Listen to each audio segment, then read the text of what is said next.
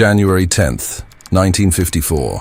20 minutes after takeoff from Rome, a passenger plane simply came apart, mid-air. No storm, no explosion, no warning. 35 people never landed, and it would take investigators over a year and a second crash to find out why. It started with a plane that felt like the future, the Havilland Comet, the world's first commercial jet airliner. It flew higher, faster, smoother than anything before it. Airlines rushed to buy it. Then, without warning, that future started falling out of the sky.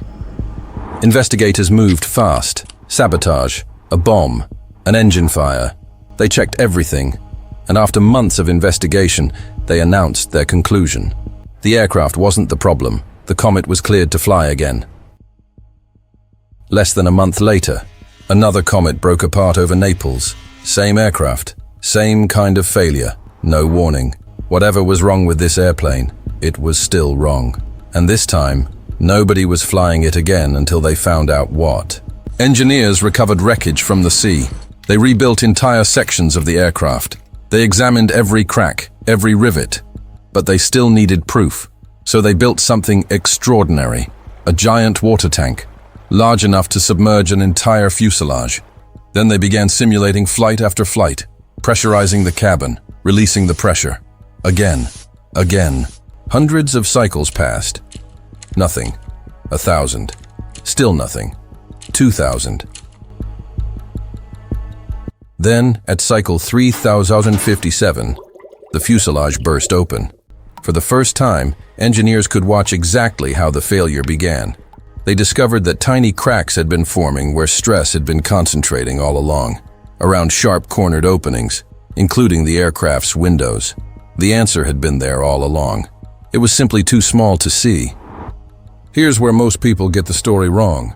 You've probably heard square windows cause those crashes. Not exactly. The real discovery was more specific than that. Think about a keyhole cut into a wall. The wall itself can support enormous weight, but push against the sharp inside corner of that keyhole. That's where the force piles up. That's where the first crack is most likely to appear. Now think about a paper clip. The first bend doesn't break it, neither does the second. But bend it, again and again, always at exactly the same spot. Eventually, it snaps, not because of one bend, because every bend weakens the same tiny point. An airplane does both at once. Every flight stretches the fuselage. Every landing lets it relax, thousands of times, over many years, and every one of those cycles puts the greatest stress in exactly the same places. Rounded windows don't remove those forces. They spread them across the structure, making dangerous stress concentrations far less likely to become cracks. That single discovery, confirmed in a water tank at cycle 3057, rewrote the rules of aircraft design.